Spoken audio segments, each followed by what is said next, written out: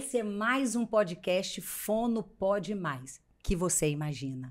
Gente, a gente tem vindo fazendo aí, ó, vários assuntos nessa segunda temporada e eu sei que está encantando você. A gente já trouxe aqui alguns colegas, alguns profissionais e eu tenho certeza que todos os assuntos você ficou assim, era isso que eu precisava aprender, era isso que eu precisava ouvir. E a minha mesa hoje eu não estou com um convidado só. Vocês são tão especiais que eu trago 2 convidados para a gente fazer um enfoque no mesmo assunto. Um assunto que tem ganhado uma proporção cada vez maior. As pessoas têm tido cada vez mais interesse em aprender, em saber. Quer seja você leigo, quer seja você profissional da área da saúde, você tem tido interesse em aprender sobre isso. Por quê? Você pode ter um familiar, você pode ter um amigo, um colega com essa alteração, com essa doença, e aí você quer aprender um pouco? Você está ouvindo o podcast certo, porque fono pode mais. Eu sou Gessandra Malta, eu sou fonoaudióloga, mas eu tenho na minha mesa alguém que é especialista nisso, quer dizer, alguém. Eu tenho dois mestres, doutores, professores nessa área, tá? O nosso assunto de hoje é sobre esclerose múltipla. E eu tenho na minha mesa um colega. Ele é fonoaudiólogo, mas ele é mestre. E olha o que eu tenho aqui, gente. Eu tenho a tese de mestrado desse colega. Olha só. Eu tenho que colocar óculos, né? Eu esqueço que de perto eu preciso do meu companheiro. Olha só, a tese desse colega é o mestrado dele pela UFES. Interface entre voz, linguagem, cognição, alteração de humor, bioespectroscopia no contexto clínico da esclerose múltipla. Ele é mestre fonoaudiólogo, pós-graduado em neurociência e é supervisor da área de pesquisa da Medfono. Ele é Raí Santiago. E eu trouxe também para minha mesa Dr. Bruno Castrilho. Ele é médico neurologista, especialista em doenças desmielinizantes pela USP e muito mais. E, às vezes, o currículo desses meus convidados são tão grandes, gente, que eu não consigo falar aqui. Então, eu trago e já apresento Raí Santiago e Bruno Castrilho. Gê, obrigado mais uma vez, tá aqui, participei no começo, né, que foi falando um pouquinho sobre a equipe Medfono, e hoje está aqui do lado do Dr. Bruno. É um enorme prazer, principalmente a gente discutir, falar um pouquinho sobre esclerose múltipla, a gente trazer essa abordagem também sobre esclerose múltipla, né, fonoaudiologia, que foi o meu mestrado, a pesquisa, onde inclusive o Dr. Bruno também participou, foi meu colaborador. Então é sempre um prazer estar aqui, viu? Obrigado pelo convite mais uma vez.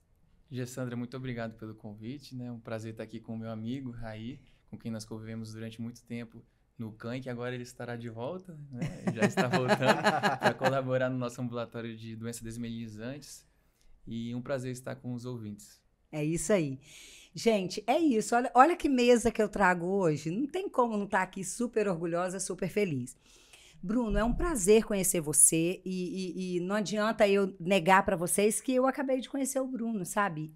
Eu tenho vindo conversando com o Raí, já conheço você de grandes referências, grandes indicações. Inclusive, aqui eu trouxe o doutor Daniel Escobar, e quando eu falei que eu traria você, ele virou e falou: você trouxe a pessoa certa para falar de esclerose múltipla. Então, assim, eu estou mega feliz, mega lisonjeada, honrada de ter você na minha mesa e que esse seja o primeiro de muitos encontros, porque eu tenho certeza que eu tenho muito a aprender com você e muito a dividir com você, porque a fonoaudiologia também é algo muito importante na área, principalmente da neurologia, né? Raí, sem palavras para dizer da alegria de estar aqui com você, tá?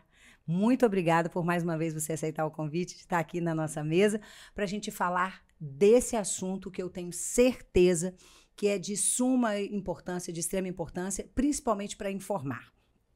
Eu costumo dizer que o conhecimento, Bruno, nos faz responsáveis. Então, assim, esse conhecimento que vocês têm nessa área precisa responsabilizar vocês de informar a todos nós da área da saúde, leigos ouvintes, familiares de quem tem a esclerose múltipla, de quem está apresentando sinais e sintomas dela, de quem já tem o diagnóstico dela, para saber de prognóstico, saber de tratamento, saber de terapia, saber de reabilitação. Isso é de suma importância, né? E isso, para mim, é dever cumprido de cada um profissional que tem o conhecimento e que é responsável por ele para disseminá-lo. Não é isso? Então, a gente começa o nosso bate-papo e eu preciso, e aí talvez, eu acho que o Bruno é o melhor para fazer isso, não que você não saiba, mas eu quero uma definição dessa doença esclerose múltipla. Bom, a esclerose múltipla, ela é uma doença autoimune, ela é uma doença desmelinizante, né? O que é desmelinizante? Eu sempre, quando eu vou explicar para o paciente, eu tento fazer o contexto, né? Porque Sim. falar que é uma doença autoimune desmelinizante não diz muita coisa, né? Mas é uma doença autoimune desmelinizante do sistema nervoso central, né? O que é isso, basicamente? O principal no nosso corpo do sistema nervoso central é o cérebro, o tronco cerebral e a medula espinhal e o nervo óptico também, que tem mielina. E a mielina, o que é a mielina? Ela é o revestimento. Imagina numa casa, o nosso cabeamento, né? Cheio de fiação, seria aquela capa, a capa da fiação elétrica. Então, a doença desmelinizante é aquela que afeta essa capa, que envolve os nossos neurônios. E os nossos neurônios funcionam através de corrente elétrica. Então, quando você tem uma lesão desmelinizante, você desencapa o neurônio e aí vão surgir os sintomas da doença. Mas essa é a definição da doença, uma doença autoimune desmelinizante do sistema nervoso central. Assim, só para esclarecer, né, principalmente para os leigos, o que seria uma doença autoimune? Uma doença autoimune é aquela doença no qual o próprio corpo, a imunidade, né, então imune auto, a imunidade se ataca, então o próprio corpo ele se ataca. Por que isso acontece? Por algum motivo, o nosso sistema imune ele saiu da linha dele, né? Eu falo sempre com o paciente também, eu tento fazer analogia. Imagina você tem um exército, o exército tem que atacar o exército inimigo, né? Então, nosso corpo, nossa imunidade, ela deveria atacar vírus e bactérias. E por algum motivo, ao longo do desenvolvimento, né? É uma doença adquirida, ela não é hereditária, ao longo do desenvolvimento daquela pessoa, ela foi exposta a vários vírus durante a sua vida, e nesse momento, em algum momento, a sua imunidade, ela errou. Em vez de atacar um vírus, uma bactéria, ela acabou atacando a bainha de mielina. Ok. Aí, por que esse interesse, assim, sobre estudar você, um fonoaudiólogo, mesmo a gente sabendo que fono pode mais, né? E eu tenho você aqui com muito orgulho, você é mestre nessa área, você se pós-graduou em neurociência. Por que essa paixão por entrar nesse mundo, né, que o Dr. Bruno tem ali com tanta propriedade, porque é uma doença neurológica? Por que você, fonoaudiólogo, se apaixonou por essa área, por essa doença? Eu fui curioso, na verdade, assim, porque quando eu fazia graduação, 2015 para 2016, nós tivemos uma disciplina de neurologia e nós tínhamos que acompanhar alguns neurologistas do ambulatório do CAM. E nessa minha ida, eu caí exatamente no dia que era o ambulatório de esclerose múltipla, na época. E aí eu peguei e acompanhei alguns atendimentos de esclerose múltipla e fiquei na cabeça assim, esclerose. Quando eu fui conversar com uma professora, que foi a Carol Anhoque, eu descobri que a Carol, o doutorado dela havia sido em esclerose múltipla. Aí eu falei, opa, as coisas estão caminhando para o bem, vamos pensar. Depois eu comecei a passar. Quando acabou essa disciplina, na época era a doutora Vera, que era responsável, eu pedi para acompanhar. Ícone, né? Ícone da neurologia. Né? A Vera então foi sua professora na graduação? Não, ela não foi minha professora, mas como ela era responsável pelo ambulatório, eu pedi uma permissão, né? Eu até brincava que eu falava assim, olha, tem um monte de aluno da medicina, os alunos da enfermagem aqui, eu sou o intruso, penetra. Que eu era o aluno de fono, né, que até então a gente não tinha o hábito, né, de ficar ali no ambulatório, e eu passei a acompanhar esses atendimentos. A partir daí eu falei, poxa, acho que vale a pena a gente pensar em alguma pesquisa. E aí foi onde eu fiz a minha primeira iniciação científica na esclerose múltipla, que aí eu trabalhei mais com uma ideia, pensando mais em voz, dentro da fonoaudiologia mesmo. E aí depois que eu finalizei isso, eu, né, fiz a minha pós-graduação, e aí na pós-graduação eu falei, opa, acho que é a oportunidade de eu acabar continuando estudando um pouco de esclerose. Aí fiz uma revisão, e aí eu quis explorar um pouco mais além dessa parte de voz, né? Porque a gente sabe, quando a gente fala da esclerose pensando em fono, que os achados são a desartrofonia, a disfagia, que é bem comum. Mas eu ficava assim, mas quais outros achados fonoaudiológicos que a gente pode encontrar nessa população, que é pouco relatado na literatura? E aí eu fui investigar mais linguagem, mais um pouco cognição, mais um pouco voz. Então, digamos que eu acabei abrangendo a fonoaudiologia toda para tentar investigar e descobrir mesmo o que a gente poderia saber mais desse paciente. E depois que eu fiz a pós-graduação, surgiu a oportunidade de mestrado, e nessa época entrou o Dr. Bruno no ambulatório, e aí juntamente veio outros, né, doutora Paula, e aí eu conversei e eu levei uma proposta da gente fazer o mestrado, né, eu realizar a pesquisa lá, e aí eles toparam, e desde então a gente executou, e tem alguns projetos futuros ainda tocando pela frente. Que bacana. E aí, fala pra gente, Bruno, dentro dessa gama de sinais e sintomas que essa doença apresenta, e aí, assim, eu sempre digo que a gente... Gessandra, quem é o público do Fono Pode Mais? A gente tem acadêmicos de fonoaudiologia, a gente tem acadêmicos de outras áreas da saúde, a gente tem profissionais, né, que gostam, que assistem e tal, mas a gente tem um público leigo, né, que gosta, que quer aprender sobre cada assunto. Eu sempre trago colegas médicos, fonoaudiólogos, odonto e psicólogos. Então, a gente vai passeando por várias linhas aí da ciência. Quais seriam os sinais e sintomas que nós todos deveríamos ficar atenta para acender um alerta? Bom, primeiro, antes de falar dos sinais e sintomas, só falar quem geralmente é o paciente, né? Com sim, esclerose múltipla, porque sim. é muito comum. A gente, às vezes, ouve de leigos, às vezes até da área da saúde mesmo, profissionais, acho que esclerose múltipla é uma doença do idoso. E a esclerose múltipla é uma doença do jovem, né? Ela é diferente, né? Ela tipicamente acomete pacientes entre 20 e 40 anos. Então, acho que isso é importante destacar. Ressaltar. Quais são os sintomas, né? Os sinais e sintomas? Os sinais e sintomas, eles vão depender de qual região do cérebro, qual região do sistema nervoso central é acometida. Então, como eu falei, pode ser acometido o nervo óptico. Então, um dos sintomas é o embaçamento visual, a dor ocular. Outra região que pode ser acometida é o tronco cerebral. O tronco cerebral, ele se comunica basicamente com o nosso rosto, né? Então, ele pode ter acometimento do nervo trigêmeo. Então, o paciente pode ter uma dormência na metade da face. Ele pode acometer região dos núcleos vestibulares. Então, o paciente pode ter uma vertigem, uma sensação de que tudo está girando, rodando, náuseas, vômitos. Ele pode acometer a região dos núcleos que mexem os olhos. Então, o paciente pode ter um estrabismo, ele pode ter uma diplopia, diplopia tecnicamente significa visão dupla, né, ou visão duplicada. Então, esses são os sintomas do nervo óptico e do tronco. Mas pode acometer também a medula espinhal. A medula espinhal é quem comunica o nosso cérebro com o restante do corpo.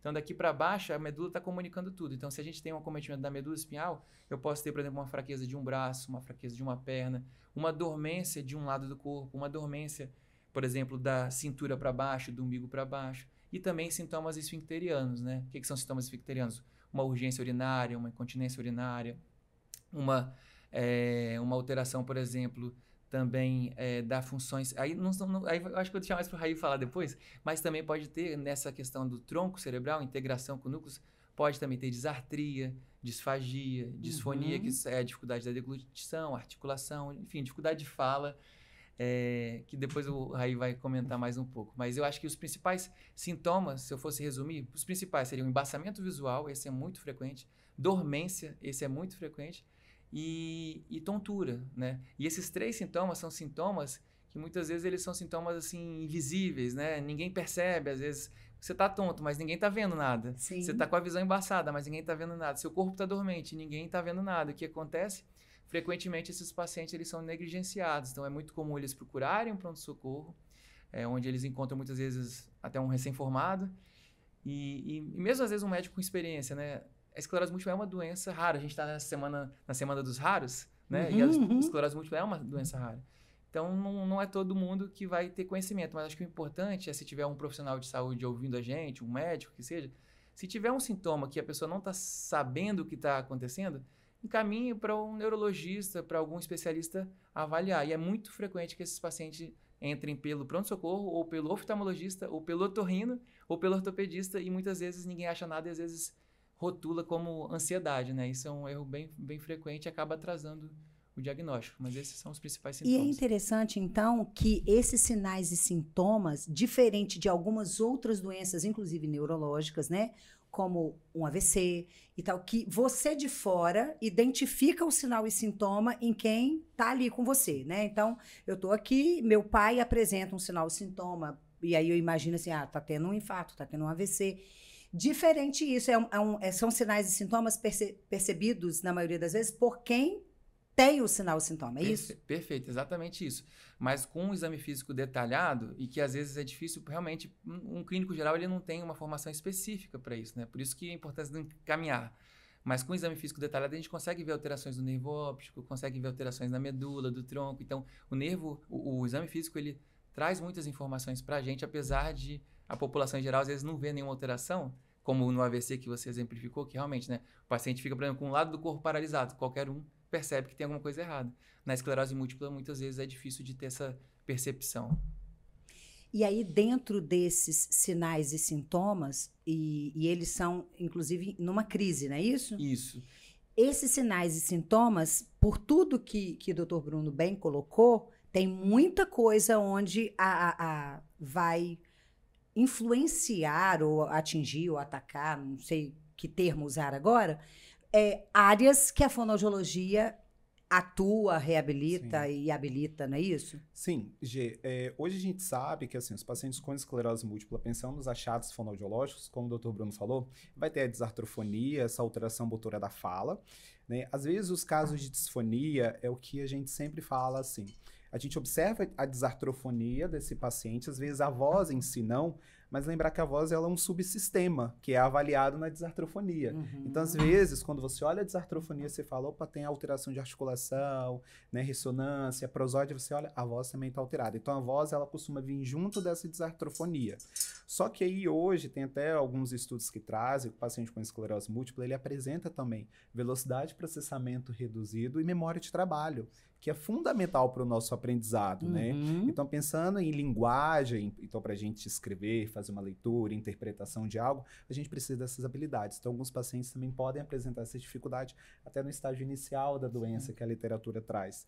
E aí, um fato curioso também é que eles podem ter até alteração, tempo de latência maior em PEAT, por exemplo, né? Potencial evocado de tronco auditivo, que aí também o fonoaudiólogo pode acabar realizando quando encaminhado pelo médico, que às vezes vem de uma demanda do paciente que está tendo alguma dificuldade de compreensão, expressão, comunicação de uma forma geral.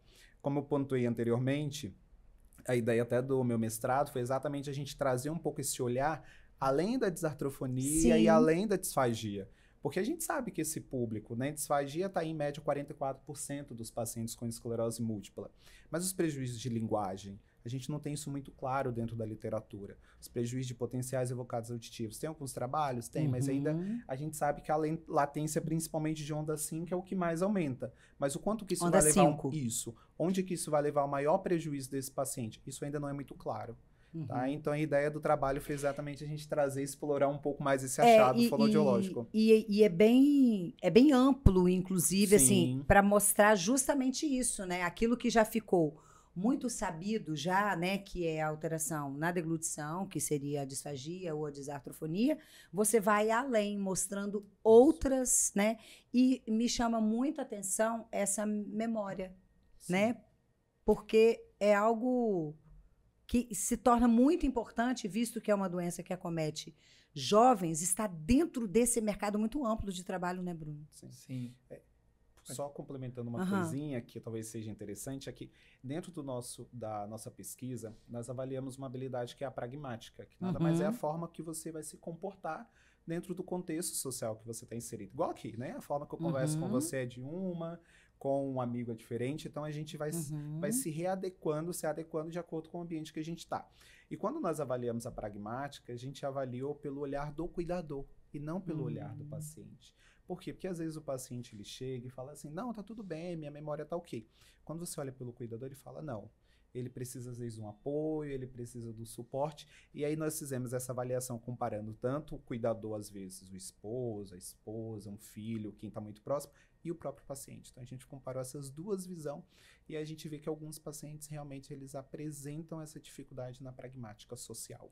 Deixa eu deixar só claro isso até para o nosso ouvinte. Quando você fala cuidador, e é muito comum hoje o cuidador cuidar de alguém muito debilitado, de um idoso, de alguém acamado, mas no caso agora, como o mestre Raí está dizendo, esse cuidador seria eu, esposa, eu, filha, eu, amiga, eu, colega, eu que estou próximo. Essa pessoa é quem está muito junto de alguém que tem a esclerose múltipla e ele tem aquele olhar de fora de quem se relaciona e convive Sempre, não é isso? Exatamente. Gessandra, você foi muito feliz, né, nessa colocação, porque às vezes cuidador pode dar a impressão de que é uma doença que o paciente está numa cadeira de rodas, está dependente. E essa doença hoje, né, o tratamento dela evoluiu de forma absurda, né? Então, hoje o objetivo é a gente tentar trazer para o paciente uma vida o mais próximo da normal, da né? normalidade. Da normalidade. Então, eu tenho vários pacientes, assim, que executam suas profissões sem nenhuma dificuldade, né? E graças à ciência, graças a Deus também, né? E a gente avançou bastante no tratamento e eles podem ter uma vida muito próximo da normalidade quando não é 100% normal mesmo. A única diferença, às vezes, é que precisa de uma medicação de uso contínuo, mas... Dentro dessa palavra sua, Bruno, a gente pode dizer, pode afirmar, e a ciência está evoluindo para, aí já é uma pergunta, que a esclerose, ela tem tratamento, ela não tem cura, mas ela tem tratamento. E o tratamento o tratamento preciso, o tratamento precoce, leva esse paciente a uma qualidade de vida normal ou perto do normal até a longevidade. Perfeito, porque como que a doença se manifesta, né? Essa doença foi descrita em 1868 por Charcot, então a gente tem mais de um século de estudo sem tratamento, porque o tratamento ele surgiu só em 1993. Foi o primeiro remédio, foi a beta-interferona, lançada nos Estados Unidos em 93. Até lá não tinha nenhum tratamento. Então, de 1868 até 1993, sem tratamento algum. Então, a gente tem muito estudo, infelizmente, com esses pacientes que não tiveram tratamento. A gente sabe muito como a doença evolui sem tratamento. E como que ela costuma evoluir sem tratamento, né? O paciente tem isso que você chamou de ataque ou surto. A palavra não é uma palavra muito legal, né? A gente discute várias vezes, mas enfim, porque surto dá uma impressão de que a pessoa está surtada. Não é essa a questão. Mas enfim, é um processo inflamatório ativo, né? Ela tem muito essa questão de processos inflamatórios ativos com períodos de remissão, que a doença fica quietinha, em silêncio, de repente ela ativa de novo, inflama, depois ela fica quieta. Então, esse aspecto da doença de ter períodos de surtos são os surtos sucessivos que vão gerar a incapacidade futura do paciente. Então, um paciente, por exemplo, de 20 a 40 anos que você pega e teve um surto, por exemplo, a gente trata ele com pulsoterapia, que é corticóide na veia, e ele muitas vezes recupera 100%. E aí dá uma impressão, uma doença, entre aspas, bobinha, assim, simples, né? Tranquila. Só que aí se você perde o tempo de iniciar o tratamento preventivo do próximo surto, é isso que vai resultar na incapacidade futura do paciente. Por isso que o objetivo é o tratamento precoce. Quanto antes você instituir o tratamento preventivo dos surtos futuros e o paciente, consequentemente, ele não tenha novos surtos, isso a gente consegue dar para ele uma qualidade de vida que é o que eu falei, perto da normalidade. Às vezes fica uma sequela do primeiro surto, às vezes recupera 100% do primeiro surto. Por isso que aí, quando recupera 100%, realmente fica sem nenhuma sequela, né? E o objetivo é esse, não deixar ter novos surtos. Acontece de não ter novos surtos ou vai ter novos surtos, mesmo que mais leve? Não, acontece de não ter novos surtos. Assim, é bem variável a estatística, né? Mas antigamente, no passado, sem tratamento, 90% dos pacientes eles iam ter surtos futuros e ter algum grau de sequela. Apenas 5 a 10% dos pacientes eles ficavam sem sequela nenhuma, era o que era chamado no passado de esclerose múltipla benigna. Hoje em dia, com tratamento eficaz precoce, a gente consegue tentar chegar a isso o mais perto possível do 100%. As estatísticas ainda vão dizer muita coisa no futuro, né? Sim. Porque a gente ainda não tem, por exemplo, 30 anos, 40 anos de medicação das mais eficazes para dizer como que será daqui a 30, 40 anos. Mas o que a gente vê no dia a dia, vou te falar de pacientes que eu acompanho nos últimos 5 anos, vários que assim, tiveram um surto e nunca mais tiveram nenhum outro surto. Que bacana. Até mesmo eu tenho colegas que têm esclerose múltipla e que fazem mestrado, doutorado, trabalham tranquilamente e conseguem levar a vida mesmo tranquila. Eu queria aproveitar e eu fazer uma pergunta pro Bruno. Posso? A nosso bate-papo é isso. Que eu acho que, de repente, valeria a pena, doutor Bruno, porque eu já ouvi uma vez de um paciente assim, eu tô muito bem, não vou fazer mais o tratamento. Qual é o perigo disso? Assim, como você pontuou, né, o tratamento você tem que evitar com que ele apareça um surto. Mas quando esse paciente interrompe, às vezes, e não procura um neurologista, não mantém um acompanhamento. Porque pode acontecer. Sim. Igual eu já peguei já passou por mim um paciente, eu insisti até o fim para ele voltar com o retorno com o neurologista e ele acabou voltando mesmo. A grande preocupação é essa que eu falei sobre os surtos, né? O nosso objetivo é prevenir novos surtos, mas na monitorização do paciente, além do parâmetro clínico, que é saber se o paciente teve um sintoma novo ou não, se o exame neurológico modificou ou não, existe o parâmetro radiológico, que é a ressonância. Então, a ressonância, ela é uma arma, uma ferramenta muito importante para a gente no acompanhamento. Porque se a gente vê que o paciente ele está tendo novas lesões na ressonância, isso é um sinal de que daqui a pouco vai ter um surto e isso tem manifestação clínica mesmo, né? Dele ter um sintoma. Então, se a gente está fazendo acompanhamento de forma correta, a gente pode identificar se o paciente está tendo ou não resposta ao tratamento, se ele precisa ou não modificar o tratamento. E fora que a interrupção súbita de um tratamento, ela pode levar a um rebote, né? O que é o rebote? O rebote é um surto que é até mais grave do que o surto sem tratamento nenhum. Por quê? Porque eu falo também, fazendo analogia, imagina que você tem uma cerca, né, cheia de boi. Os nossos bois seriam os infócitos, as células inflamatórias. E eles estão cercados ali. Por exemplo, um dos tipos de tratamento que a gente faz isso, cerca. Na hora que você tira a medicação, é como se tivesse abrido a cerca. E a boiada saísse desenfreada, ou seja, as células inflamatórias saíssem invadindo de uma vez o cérebro, gerando um surto que pode ser até mais grave. Então, a interrupção inadvertida do tratamento, ela tem esse risco de gerar um rebote, uma atividade inflamatória da doença muito mais grave.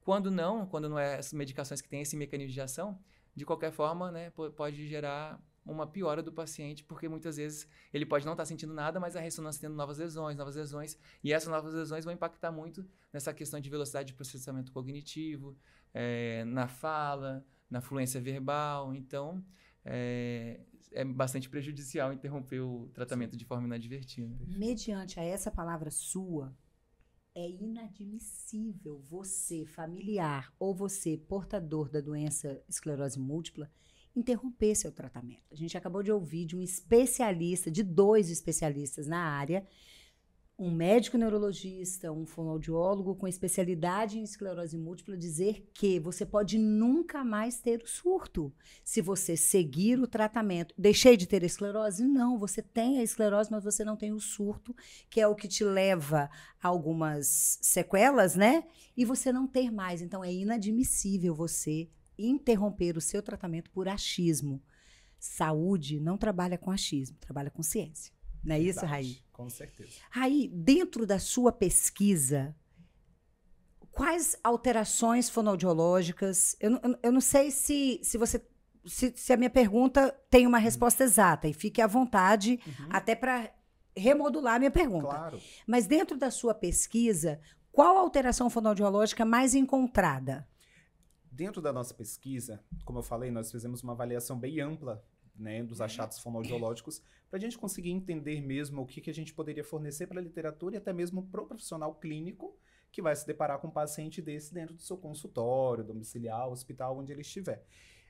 E uma coisa que nos chamou bastante atenção é a questão da fadiga vocal, porque a fadiga é uma queixa muito comum dos pacientes, né? E nós encontramos muito fadiga vocal no paciente com esclerose múltipla. E aí, foi até na minha defesa, um neuro que participou, ele perguntou assim, mas essa fadiga, ela é da esclerose múltipla ou ela pode ser fadiga de... Abuso vocal. Abuso vocal. E aí, o nosso critério foi exatamente a gente descartar qualquer profissional da saúde. Hoje, isso aí nos chamou bastante atenção, porque assim, será que às vezes os sintomas, né, os outros sintomas que aparecem, talvez... eles percebam mais e talvez a voz ela passe um pouco despercebida, né? Mas ela está ali presente, talvez a gente nunca dê uma ênfase de investigar mais a fundo, ou será que realmente não? Para isso a gente teria que criar alguns grupos, né? Trabalhar mais para a gente conseguir entender um pouco melhor. Mas o que nos chamou a atenção é isso. Esses pacientes eles têm uma fadiga vocal maior, né? Na parte da pragmática foi outro achado que a gente conseguiu encontrar também que esses pacientes podem apresentar dificuldade nessa questão do contexto social, mas isso é o que a gente vem conversando aqui.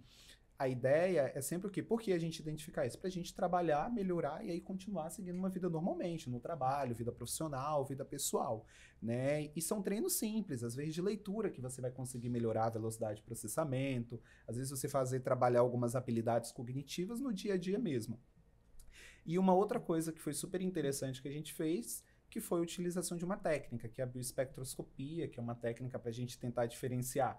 E aí é uma coisa que eu já tive muita discussão com o Dr. Bruno, doutora Paula, outros neurologistas, que é assim, Raí, o que seria isso? Basicamente é uma ferramenta da química que ele mostra ligações químicas que a gente tem dentro do biofluido.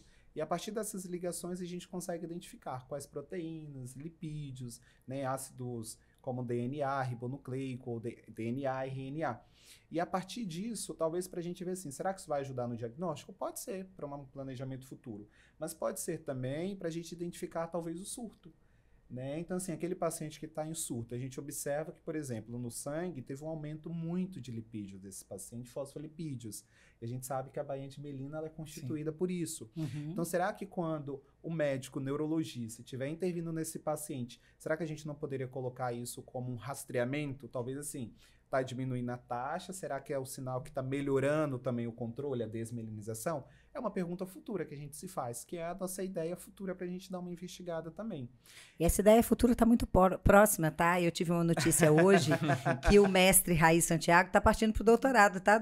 Confirmado, então? Confirmado. Parabéns! Aí, ó, né? eu dei um spoiler de primeira mão no Fono Pode Mais. E aí, daqui a pouco, a gente está começando o doutorado, que aí a ideia mesmo é a gente continuar investigando, né? Depois continuar com a parceria que está do meu lado, né? Isso pra aí. Gente estudar mais ainda e a gente entender melhor mesmo. E eu acho que é isso, assim, a ideia da pesquisa, claro, é contribuir tanto para o clínico, né, médico, profissional de saúde, mas especialmente para o profissional fonoaudiólogo. Que reabilita, né? Que reabilita, porque ele vai se deparar. Eu brinco que quem trabalha com disfagia, por exemplo, em algum momento trabalha com disfagia neurogênica, ele vai pegar um paciente com esclerose múltipla. Eu já peguei. Exatamente. Então, o seu trabalho, com certeza, ajuda muito nós que somos dentro de um ambiente hospitalar, porque a minha área de atuação é fonoaudiologia hospitalar desde sempre, né? Então, Raí faz parte da minha equipe, lá no Serra a gente vai se encontrar, porque a Alana tá lá, a Ellen tá lá, tô lá também. Então, assim, a gente vai encontrar, né, um paciente de esclerose múltipla. Então, são trabalhos como esse que vai nos direcionar do que fazer e do que esperar até encontrar. Não quer dizer que eu vá encontrar, mas eu preciso de pessoas que estudam sobre isso para trazer para mim a informação e eu saber o que eu posso encontrar naquele paciente, visto que o Dr. Bruno o acompanha e ele tem esclerose múltipla e eu sou ali a fonoaudióloga daquela unidade hospitalar. E o fonoaudiólogo, né, Gê, assim, ele precisa entender mesmo a doença, porque às vezes, igual uma vez eu recebi uma ligação de uma colega, falou, Raí, estou atendendo um paciente de esclerose múltipla, ele está em surto da doença. E aí eu falei, ele está bem disfágico, principalmente para líquido. E aí eu falei, tudo bem, ele está em surto. O que eu sugeri? De repente, coloca um espessante nesse momento, porque às vezes, como o Dr. Bruno falou, a sequela ela vai passar, né? Então, se o paciente está em surto, ele está com aquela sequela e depois volta. Então, às vezes, você vai ter que fazer só uma adaptação para o paciente. Você vai colocar um espessante para ele conseguir beber o líquido direito, sem o risco de broncoaspirar, tomar medicação. Às vezes, você vai ter que ajustar a consistência alimentar e quando ele sair do surto da doença, ele vai conseguir voltar à normalidade, tudo ok. Você só vai precisar fazer esses ajustes iniciais para facilitar, tanto a comunicação quanto também a deglutição. Ótimo. Bruno, esse tratamento, ele se dá em ad eterno, é isso? Essa é uma pergunta complexa, porque a resposta não é simples, não. Vamos lá. A gente tem medicações que são de uso contínuo ad eterno. Existem medicações que a gente chama de terapia de reconstituição imune, e quando elas foram criadas, né, a primeira delas foi o Alentuzumab, quando foi criado em 2014, lançado no Brasil em 2014, esperava-se como se fosse uma busca pela cura, né? Infelizmente, não foi conseguido isso. Mas um grupo pequeno, aliás, um grupo até considerável de pacientes, não tem novos surtos após, né?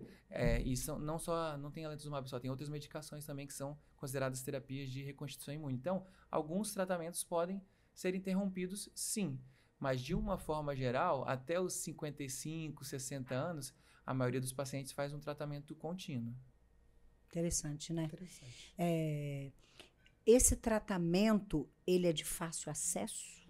Olha, hoje a gente tem... primeiro, né? Você precisa conseguir um centro de referência é o ideal, né? Porque as medicações, elas evoluem muito. Então, é difícil o profissional que trabalha com neurologia geral se atualizar em todas as doenças, ainda mais uma doença que é considerada uma doença rara. Mas o acesso, ele existe, né? Por exemplo, no Espírito Santo, nós temos o centro de referência do CAN, no qual estou eu, a doutora Paula Zago, o doutor Carlos Alberto, a doutora Vera Lúcia, nossa professora. Vera é uma querida. Uma querida. Então, nós temos o primeiro acesso ao médico, né? Então, nós temos tanto pela via do SUS quanto via particular também, cada um tem seu consultório, então o acesso ao médico. E o acesso da medicação, né? A gente tem o acesso possível tanto pelo plano de saúde quanto pelo SUS. Mesmo, por exemplo, um médico no seu consultório particular, ele pode passar uma receita e o paciente pode retirar o remédio no SUS, ele tem direito. Então, seja pelo SUS, seja pelo convênio, o acesso ele não é difícil. Às vezes pode ser difícil conseguir uma medicação específica, mas assim, acesso a medicações nós temos e temos várias. A gente precisa falar sobre isso porque nós, como profissionais da saúde, a gente precisa entender e se colocar no lugar, né, do paciente, da pessoa acometida com a doença, nesse sentido da saúde pública, né? Sim. E esse tratamento é um tratamento caro? Então, para o governo, ele é um tratamento... É difícil dizer o que é caro também, né? Sim. O que é caro, mas assim... para o governo, por exemplo, as medicações custam anualmente em torno de R$20 mil por ano, né? Mas, de uma forma geral, isso nunca reflete no dinheiro diretamente do paciente, porque ele consegue retirar a medicação pelo SUS ou pelo convênio, isso sem custos a mais. Eu estou para dizer assim que, talvez se eu me lembrar de cabeça, acho que um paciente até hoje que comprou mesmo a medicação. Bancou esse tratamento. Mas, de uma forma geral, todos os pacientes eles conseguem o acesso à medicação, seja pelo convênio, seja pelo SUS. Isso é uma notícia muito boa, né? Sim. Isso é uma notícia boa, isso é uma informação muito interessante para ser dada, porque a doença, qualquer uma delas, ela não escolhe, né? Sim. Condição cultural, financeira, ela não escolhe isso, né? Sim. Então, é uma informação interessante que o nosso ouvinte pode ter, né? Sim. Esse acompanhamento com o neurologista de um paciente com esclerose múltipla tem que ser de quando em quando? Eu, tendo esclerose múltipla, eu te procuro de quando em quando? Não existe uma receita de bolo, né? Sim. É individualizado, mas de uma forma geral, eu acompanho todos os pacientes no primeiro ano a cada 3 meses. Sim. Depois que a gente vê que o paciente está estável, isso pode ser espaçado. E é muito comum o paciente ficar estável, ficar bem, como a gente enfatizou bastante, né? Os pacientes eles têm ficado muito bem e têm tido uma vida profissional, familiar, lazer, tudo, né? Então, de uma forma geral, depois do primeiro ano, quando o paciente está bem, pelo menos a cada 6 meses a gente precisa se encontrar, até porque o paciente está fazendo uso de uma medicação que precisa de controle de exames de sangue, muitas vezes, precisa de controle também do acompanhamento da ressonância, precisa ser avaliado clinicamente, ser examinado. Então, pelo menos a cada 6 meses, depois que o quadro clínico já se estabilizou. E no início, às vezes, a gente acaba vendo de 3 meses. E essa pergunta é interessante fazer, e eu quero deixar claro que eu fiz essa pergunta, mas eu, Gessandra, sou defensora dessa individualização do paciente, né? Você não é uma esclerose, você é um paciente portador da esclerose. Então, a partir do momento que a gente tem esse olhar de que você é apenas um paciente portador da esclerose, você tem um tratamento conduzido pelo Dr. Bruno, uma reabilitação conduzida pelo mestre Raí, ou não, porque às vezes ele não vai nem precisar de você, né, Raí? Sim, às vezes não, né? A gente estava até discutindo isso hoje, né? Um pouco antes da gente vir para cá, porque assim, realmente não é todo paciente que vai precisar de uma avaliação, um acompanhamento fonoaudiológico. São alguns, como eu falei, a disfagia 44%, né? Espera uma estimativa. Então assim, não é todos, não é 100% dos pacientes.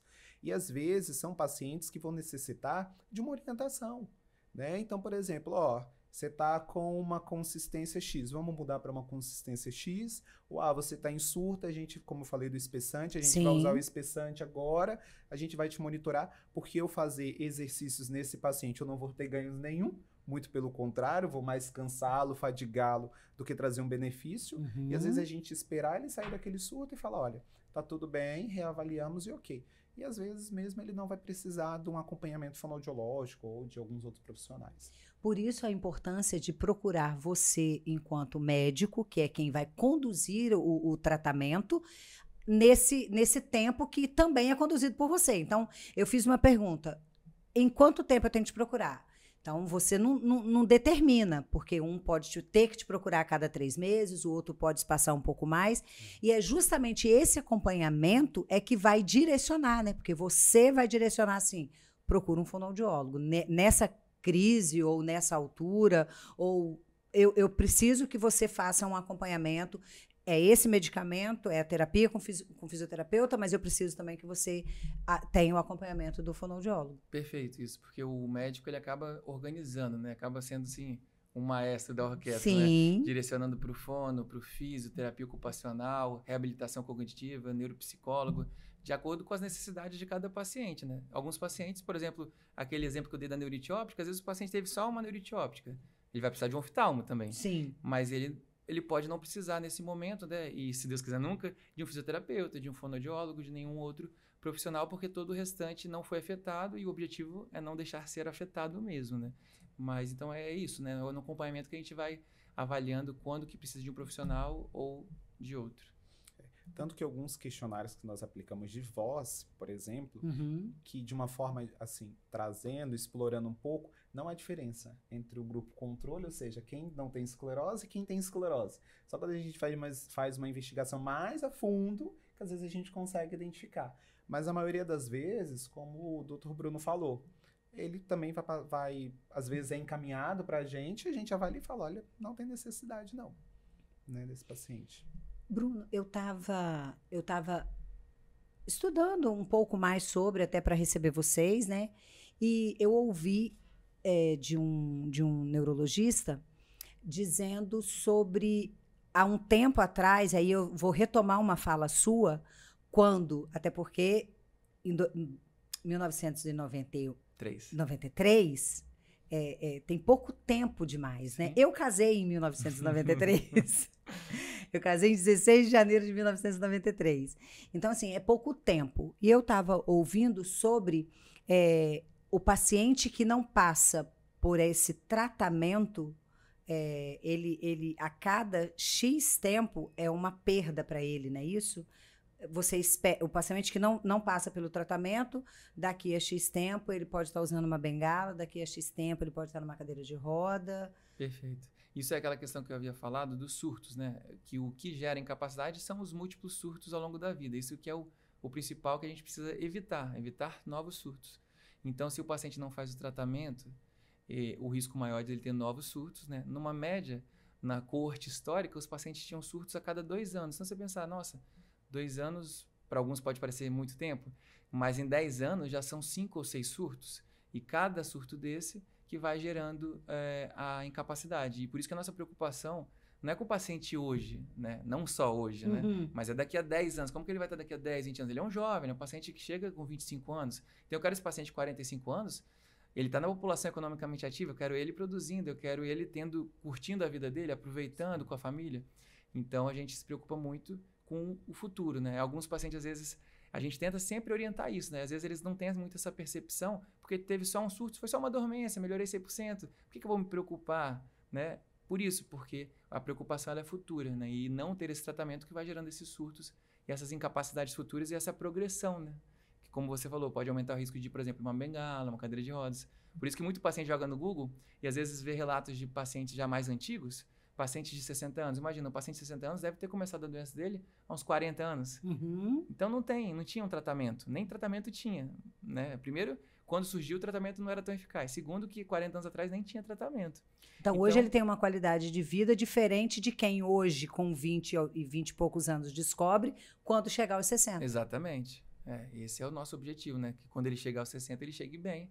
E diferente de quem hoje tem 60 anos. Perfeito, exatamente. Quando você vai relatando assim, eu queria que a gente frisasse sobre como é o diagnóstico, como se dá o diagnóstico. A gente já pincelou, mas eu acho que tem coisas que, sabe, é aquilo que eu falo. Se o conhecimento nos faz responsável, a gente precisa falar da forma mais clara. Como eu sei que muitos leigos nos ouvem e vão estar ouvindo, porque a gente tem essa divulgação de dizer sobre o que nós vamos falar. Então, ao longo da semana que vai lançar o nosso episódio, a pessoa vai ficar atenta a ouvir sobre aquilo. Sim. Então, eu quero que a pessoa entenda como que se dá esse diagnóstico, para ela não ser desligado daquilo, até porque me parece, e aí você vai me corrigir se eu estiver errada, o diagnóstico tem um exame, que é a ressonância, mas ele é muito se dado de forma clínica, né? Isso tem uma história clínica. Isso. Então, assim, primeiro, né, os nossos ouvintes, os seus ouvintes aqui, eles já estão antenados, então eles já estão ouvindo, né, quais são os principais sintomas. Então, no caso deles, pode até acontecer o contrário, né? Isso é uma coisa muito frequente na faculdade, né? Quando eu estava na faculdade, eu escuto, eu tô com a doença, né? Quem nunca, né? Durante a faculdade, você vê e fala, opa, dormência, eu já tive dormência, eu tenho né? isso. Eu tenho isso, né? Né, Milena? Eu tenho isso. Tontura, eu tenho tontura. Então, como é feito o diagnóstico? Primeiro, o diagnóstico ele é feito por um neurologista, né? Então, a paciente tem que ser avaliada por um neurologista. Teoricamente, não precisa ser um especialista em esclerose múltipla. Teoricamente, todos os neurologistas tiveram uma formação para dar esse diagnóstico, né? E ele é baseado em quê? Na sintomatologia, né? Mas, então, para o público leigo, né? Às vezes, tudo dormência é igual, mas não é. Algumas coisas chamam a atenção para a gente. É difícil aqui eu ensinar como que a gente vai fechar o diagnóstico. Mas só uma pista, por exemplo. Uma dormência que dá na ponta dos dedos, né? Essa não é só na ponta dos dedos, não é tão preocupante para a esclerose múltipla, né? Isso pode ser N coisas, diabetes e até aquela própria ansiedade que muitas vezes a esclerose múltipla é negligenciada como ansiedade, mas existe sim ansiedade numa crise de pânico, uma crise de ansiedade, você pode ter uma dormência nas pontas dos dedos. O que chama a atenção, por exemplo, é uma dormência com um nível, né? Daqui para baixo tá tudo dormente, daqui para baixo tá tudo dormente. Opa, tem uma coisa estranha, porque se é daqui para baixo, geralmente isso aponta pra gente que teve alguma comunicação ali no meio do caminho que foi cortada, né? Então, quando tem esse nível sensitivo, a gente chama. Mas, enfim, o diagnóstico, né? Então, ele vai ser baseado na história clínica, ele vai ser baseado em exames de ressonância, exames de líquor e exames de sangue. Então, o paciente precisa colher o líquido, aquele que é coletado igual... quando a gente vai, a mulher vai ter um parto cesariano, faz uma RAC, né? Aquela posição fetal, né? Tem que colher com uma agulha e tira o material para análise. Então, é baseado nessas 4 pilares aí, né? A história clínica, a ressonância, o líquor e os exames de sangue. Com tudo isso, a gente consegue fechar o diagnóstico do paciente. E quando eu fiz essa pergunta, e que fique bem claro para o meu ouvinte, né? E eu não quis dizer que... Porque a gente sabe que isso é comum. Haja luz... Se você pega um remédio, vai ler a bula, quando você lê os efeitos colaterais, daqui a pouco você está sentindo todos eles, né? Então, assim, não é sobre isso. É sobre esclarecer que não é tão exato, né? Eu sei que o ouvinte, sem essa clareza, ele pode se achar, né? Tenho isso. Eu tenho isso. Então, eu tô com esclerose, porque eu sinto isso. E não é por aí. Mas, mediante a essa dúvida, que seja procurado, que seja investigado e que procure o profissional que, de fato, vá direcionar esses sinais que você tem, né? Perfeito. Que você vai dizer assim, não, você sente isso, de fato, quem tem esclerose tem isso, mas precisa estar ligado a isso, precisa ser dessa forma. Então, assim, quando eu faço essa pergunta, é justamente para esclarecer, né? Para alertar de que ele é um diagnóstico fechado com alguns exames, com relatos clínicos, mas que não são avaliados por mim. Sim. Enquanto sentindo o sintoma. Eu preciso procurar alguém. O importante é procurar o profissional de saúde, né? Quando eu fiz essa colocação, o que eu quis dizer é porque eu imagino que o seu ouvinte já é curioso, né? Então, ele já é curioso, ele já é alguém preocupado que vai além, que quer sempre saber um pouco mais, né? E quando eu quis dizer isso, era só para ele não se desesperar. Exato. Achar, eu já estou com uma doença, né? Mas, claro, se você tem uma dúvida, você procura o profissional de saúde. Então, você vai procurar um neurologista e, como eu falei, de uma forma geral, qualquer neurologista pode te avaliar e identificar se realmente o que você está sentindo tem ou não tem relação com o que a gente está falando sobre essa doença, né? Que na maioria das vezes não vai ter relação, mas é importante sim correr atrás, porque o tratamento precoce é o que vai fazer mudar a vida de uma pessoa com esclerose múltipla. Mediante essa fala. Não, o que eu ia complementar falando, porque é muito interessante os sinais e sintomas que o Dr. Bruno trouxe, porque às vezes pode ser que um paciente chega para a gente com uma queixa de disfagia e a gente também faz o encaminhamento para o neurologista, né? Porque assim, será que essa disfagia, o que aconteceu? É de origem neurológica, né? E a gente, fazendo uma anamnese do paciente, algumas informações eles podem trazer que realmente vai levar a algo neurológico e a gente direcionar e encaminhar esse paciente. Então, acho que é importante tanto o leigo quanto também o profissional da saúde saber para ele conseguir direcionar e fechar o diagnóstico o quanto antes desse paciente. Seja esclerose múltipla ou seja alguma outra patologia neurológica, alguma doença. Essa fala sua foi maravilhosa ela ser antes do que eu ia falar. Por quê? Porque eu ia elogiar um profissional da área da saúde. E aí, quando você fala isso, mostra que uma tese como a sua, artigos com certeza escritos pelo Dr. Bruno, acompanhado por ele, cabe a gente se interessar em ler e estudar para que a gente tenha esse olhar.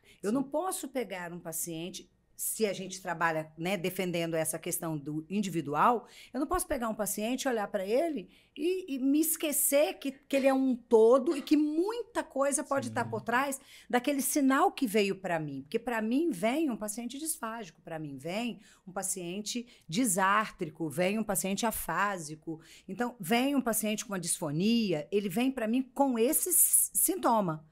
O que pode estar por trás? Eu não tenho que só tratar o sintoma, porque por trás pode ter algo que precisa de um tratamento muito além da fonoaudiologia. Sim, né, Bruno? Perfeito. E aí eu preciso falar assim, ó, vai procurar o Dr. Bruno, que é o melhor na área de esclerose múltipla. Exatamente. Não é por aí? Sim, o paciente precisa procurar, né?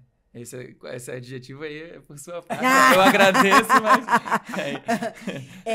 E aí, o que eu queria elogiar o profissional? Há pouco tempo, descobri, né, na minha família, uma pessoa muito querida que está sendo diagnosticada com esclerose múltipla, está sendo acompanhada pelo Dr. Bruno. E como se deu o alerta? E isso merece um elogio. Não posso nem dizer o nome, porque não sei. Mas ela vinha sentindo, como você bem disse, é lento, é silencioso. Então, ela sentiu. E ela relatava para o esposo, que é meu sobrinho, relatava dizendo, estou sentindo isso. Mas é aquilo que você fala, que você falou, é tão sutil, é tão leve, que vai passando despercebido do outro, né? Mais do que de quem está sentindo, porque é algo que agonia. Sim, muito. Tem sintoma que vai agoniar. E ela foi sentindo. E, por Deus, coincidência, Jesuicidência, como eu costumo dizer, ela tinha uma consulta com uma nutróloga. E ela foi. Com vários exames. Nesses exames, mais o relato clínico, ela dali parou e falou, procura o neurologista, vai para o hospital. Para o pronto-socorro. Para o pronto-socorro. Ela foi encaminhada para o pronto-socorro. Ela não falou assim, procura um neurologista, ou seja, marque uma consulta. E a gente sabe que bons profissionais, às vezes, você não consegue de imediato uma consulta. Então, não, ela foi precisa. Ela falou assim, olha, mediante a esses exames que eu tenho aqui, ao relato que você tem, e ao meu conhecimento, mesmo sem ser neurologista, eu indico você que você vá a um pronto-socorro de imediato. E no pronto-socorro, atendida por um neurologista, ela foi internada e o tratamento foi precoce, e hoje ela está com você e acredito que um prognóstico muito bom, né, Bruno? Sim, com certeza. Então, assim, olha que bacana você ser um profissional que vai além daquilo que você decidiu ser, a especialização médica que você escolheu, ou multidisciplinar, como nós, daquilo que escolhemos ser. Porque é claro que se chegar um paciente com uma disfagia, com uma disartrofonia, para o RAI, o alerta dele vai ser muito mais preciso do que o meu para a esclerose. Sim. Mas cabe a mim ter um conhecimento para também acender um alerta. Vai ser um alerta com menos exatidão e precisão do que o do RAI, mas precisa existir, né? Então, ela poderia, com um sintoma mais grave, procurar direto um pronto-socorro, mas não, ela estava numa consulta de ambulatório, uma consulta de rotina, né, com uma médica nutróloga, e teve essa precisão. Muito legal. E aí merece um elogio, né, para o profissional da saúde que estuda, que vai além da sua caixinha, além da sua bolha. E espero que esse podcast aqui ajude para que os outros profissionais que estejam ouvindo façam o mesmo. O mesmo. Vá além, não é isso? Exatamente. Vá além. Raí, fala, eu fiz parte da sua pesquisa, não fiz? Fez. Eu fiz parte, eu fui do grupo Controle. Foi. Eu não sou da pesquisa, não, mas eu entendo um pouquinho, né? Eu não sou da academia de estudar todos os dias como vocês, mas eu fiz parte do grupo Controle. E dentro de todos esses relatos que você teve, com certeza o seu trabalho, ele ajuda não só a cada um de nós, profissionais fonoaudiólogos, como também ajuda no avanço dessa pesquisa sobre a esclerose múltipla, né? Isso porque eu vi você conversando com o Bruno aqui em off, né, antes da gente começar a gravação, e você estava falando sobre alguma coisa que você já está indo além. Então, a sua pesquisa, essa ou qualquer outra, né, esse outros artigos que você vem escrever, ajuda nesse total, né? Isso. Nós estamos, né, então assim, fizemos esses achados fonoaudiológicos, que é interessante, e às vezes a gente pensa assim, esse achado é interessante para o fonoaudiólogo, mas é interessante também para o clínico, porque às vezes, como a gente pontuou aqui, esse paciente chega, às vezes ele tem outras demandas, mas que, por exemplo, ele está com uma disartrofonia, mas existem outras coisas mais graves e que às vezes passa despercebido. É porque o neurologista, o médico assistente não sabe? Não. É porque realmente existe algo, às vezes, que está colocando em risco a saúde daquele paciente e que vai ficar naquilo, né? Então, assim, a dissertação, ela vem também como uma conscientização até dos outros profissionais, a intervenção do fonoaudiólogo. E aí, uma outra coisa que foi a ferramenta que a gente utilizou, que é exatamente a gente corroborar, então, afirmar os achados do que é encontrado dentro da clínica, né? Que, como o Dr. Bruno colocou, existe, né, a ressonância magnética, a coleta de líquido, mas existe a história clínica.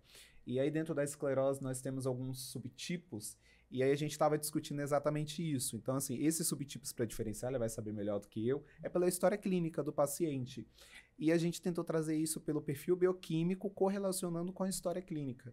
Porque a gente viu que o perfil bioquímico dos pacientes, secundário, recorrente, remitente, ele é similar. Só que a história clínica é diferente. Então, assim, quando a gente junta as duas informações, a gente consegue separar. Ver quem é secundário, ver quem é recorrente remitente. Mas se a gente não junta com a história clínica, que aí é fundamental, por isso essa investigação, a gente realmente não consegue diferenciar quais os dois grupos de esclerose múltipla. A gente sabe que é esclerose. Fala sobre esses dois tipos, a gente já está indo para o final do nosso tempo aqui, mas fala para a gente, esclarece isso. Então a gente tem o tipo que é o remitente recorrente, que é aquele que dá os surtos, né, que são essas inflamações agudas. Então é aquele sintoma que é de uma hora para outra, né? De uma hora para outra minha visão embaçou, de uma hora para outra eu tive dormência no braço, de uma hora para outra eu tive um sintoma de vertigem. Então esses são os surtos. Então o que caracteriza a forma remitente e recorrente é a história do paciente contando isso. Tá? Ontem eu acordei com meu olho embaçado, uma semana atrás ele estava dolorido. Então isso é a caracterização de um surto, né? E é um sintoma que dura mais do que 24 horas. A progressão ela é caracterizada por um sintoma que vem se arrastando de forma lentamente. Então, ao longo dos últimos 12 meses, eu sinto que eu estou andando mais devagar. Ao longo dos últimos 12 meses, a minha memória parece que ela não é a mesma. Eu estou um pouco mais lento no raciocínio, o paciente às vezes fala. Eu tenho um pouco de dificuldade de encontrar as palavras, né? Eu tenho uma urgência urinária. Então, esses sintomas que vão se arrastando ao longo dos meses, principalmente, é a forma progressiva, que pode ser primária progressiva ou secundária progressiva. Qual que é a diferença de uma para outra? É o próprio nome diz. Primária progressiva, progressiva desde o início, desde do início. E progressiva secundária, ela se inicia com forma de surtos, que é a forma remitente recorrente, e num segundo momento ela evolui para a forma progressiva. Então, por isso, secundária progressiva. Esses são os principais subtipos. O surto representa aquela inflamação aguda, e hoje a gente já sabe, né? Que a progressão representa a inflamação crônica, porque antes a gente colocava como se fosse inflamação aguda e depois o quadro progressivo fosse talvez algo degenerativo. Mas, na verdade, é uma inflamação crônica. E é para isso que a gente está também em algumas pesquisas clínicas com medicações novas, né? Vamos ver o que vai dar o resultado, mas que são inibidores de BTK, que é para ver se eles conseguem penetrar no cérebro, em folículos linfóides, para tentar evitar essa progressão crônica do paciente. Que interessante, né? Que legal, né? Tá vendo, gente? Você tá aí, ó, assistindo Fono Pode Mais e tendo essa aula. Agora eu te pergunto, onde que você ia ter essa aula? No Fono Pode Mais. É isso, gente. A gente tá há quase uma hora, né, aqui conversando. E eu tenho certeza que nós somos muito abençoados pela presença de vocês, eu e todos os nossos ouvintes. Foram muitas informações de extrema importância, de muita relevância e de clareza, né? E eu já recebi vários neurologistas aqui, Bruno, e eu sempre falo que, às vezes, a pessoa fala assim, nossa, neurologia, e tem aquela coisa, né? Eu sou uma amante da neurologia, tanto é que eu trabalho muito nas alterações neurológicas, né? E tudo é tão lindo, né? É difícil, mas é tudo tão claro ao mesmo tempo, né? Precisa de muito estudo, precisa de muita clareza para passar, mas quando ela vem, ela traz à luz tanta coisa, né? E eu tenho certeza que vocês trouxeram essa luz aqui. E aí, depois de 1 hora de bate-papo, eu quero as considerações finais de vocês. Fiquem à vontade, não se preocupem com o tempo, mas que façam essas considerações finais falando para colegas, falando para alunos, falando para acadêmicos, falando para pacientes, falando para pessoas que estão nos ouvindo e que precisam de orientação e de informação. E eu começo com você, Raí. Eu vou falar uma coisa que essa semana nós tivemos um encontro, né, com vários pacientes no CAN, e aí... Até quando todo mundo estava se apresentando, eu me apresentei e falei, eu sou Raí Santiago, sou fonoaudiólogo, não tenho esclerose múltipla, né? E eu falei bem assim, não tenho esclerose, aí uma me respondeu assim, você não tem esclerose, é igual nós, não temos esclerose, porque a gente consegue viver normal, caminhar normal, ter uma vida. E aí nisso ela entrou exatamente nesse assunto, que foi, pessoas com esclerose múltipla podem trabalhar, ter seus filhos, né, ter sua carreira profissional. Como eu observo, eu tenho muitos pacientes no Instagram, então eu sempre estou acompanhando eles também. Às vezes não parece, mas a gente está lá de olho olhando eles, sabem como que estão. E acho que é isso que eu deixaria, assim, uma conversa que a gente trouxe, né, que a esclerose múltipla é isso, cada vez, né, o paciente ter a sua vida, seguir a normalidade mesmo, construir sua família. E para os profissionais, o que eu deixaria é ficar atento aos sinais, sintomas que o Dr. Bruno trouxe. Para o fonoaudiólogo, né? Se você pegar um paciente com esclerose múltipla, estuda a esclerose múltipla, entenda esse paciente, converse com o familiar, aquela pessoa, né? O parceiro, parceira dessa pessoa para entender. E se estiver em surto, às vezes, né? Também conversa, não só em surto, mas conversa com o neurologista, com o médico que acompanha esse paciente, para entender como é que está o controle mesmo da doença. E acho que seria isso, eu deixaria. Que é uma doença que a gente precisa ficar atento, né? Todo mundo precisa ter esse conhecimento, especialmente os fonoaudiólogos, porque eu falo, quem trabalha com disfagia e com fala, especialmente na área da neurologia, ele vai atender um paciente com esclerose múltipla em algum momento da vida. Bom, eu queria agradecer novamente, né? Tudo que é bom passa rápido, né? Foi bem rápido. Eu não senti passar 1 hora, não, para ser sincero. Então, eu queria agradecer, principalmente pela oportunidade da gente poder falar um pouco sobre esclerose múltipla, poder conscientizar a população, que parece que eu acho que, assim, cada vez... Uma paciente perguntou isso lá na nossa reunião. Por que tem sido tão diagnosticado? Eu acho que talvez por pessoas como você, que tem essa iniciativa de fazer a divulgação do conhecimento, eu acho que é por isso que está sendo tão diagnosticado. Eu não acredito que seja porque houve realmente um aumento da frequência da epidemiologia, uma mudança de epidemiologia. Acho que seja mais mesmo uma questão de conhecimento. A gente só acha o que procura. Exatamente.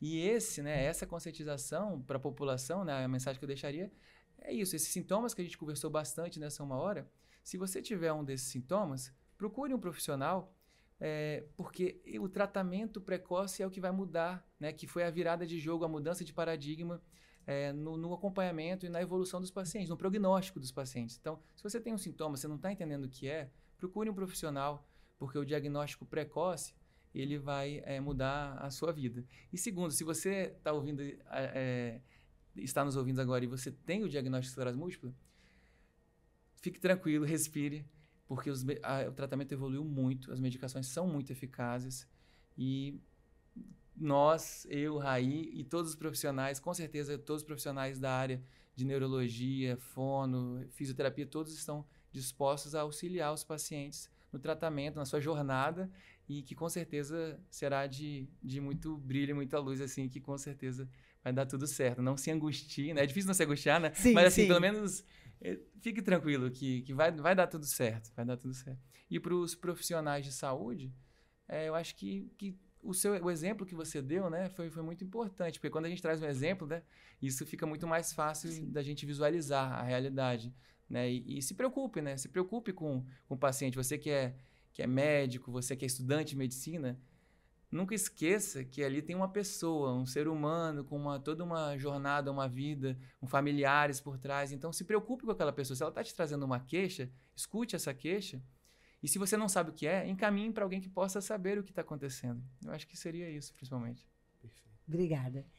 Gente, esse foi mais um episódio do Fono Pode Mais, trazendo para você muita clareza, muito conhecimento, muito saber, muita ciência, sobretudo, sobre a esclerose múltipla. E eu quero dizer a você um pouco do que eles já disseram, mas é sobre isso.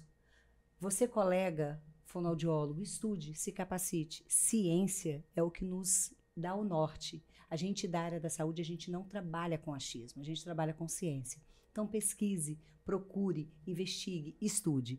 E você, colega da área da saúde, médico ou qualquer outra área, faça o mesmo, porque nós não detemos todo o conhecimento, mas mais o conhecimento do outro e do outro. Juntos nós somos mais fortes e o nosso conhecimento, de fato, nos faz responsáveis, sim.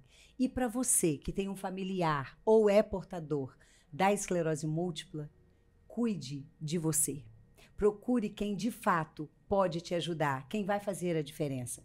Aqui vai estar a rede social, tanto do fonoaudiólogo Raí, tá? Um cara que é de uma experiência muito grande. Eu tenho muito orgulho dessa tese que está aqui na minha mesa, porque eu vi cada dor, cada lágrima, cada angústia, cada sufoco que esse cara passou para estar aqui, essa tese na minha frente. Então é algo que me emociona muito, ele sabe o tanto que eu sou fã dele. Eu falo que só tem uma pessoa que é mais fã dele, a mãe dele. Depois sou eu. E vai estar também a rede social do Dr. Bruno Castrilho, um cara que é especialista nessa área, estuda sobre isso. Ele é aquele que pode cuidar de você, é aquele que pode direcionar. Ele, de fato, é o topo da pirâmide. Para indicar você para o Raí, para o Lucas, um fisioterapeuta que está fazendo um trabalho lindo. Lucas, você é um querido. Então, assim, procure aquele profissional que, de fato, vai mudar a sua vida. E o Dr. Bruno Castrilho é esse cara que pode te ajudar muito, porque tem muito conhecimento nessa área. E, minha querida, você sabe quem é você. Você está no meu coração. E esse podcast está sendo por você, para nós, da sua família, termos mais conhecimento da esclerose. Tem solução. Você vai muito longe. O Dr. Bruno e o Dr. Raí deixou aqui muito claro que você pode muito, que você pode muito mais. Beijo e até o próximo.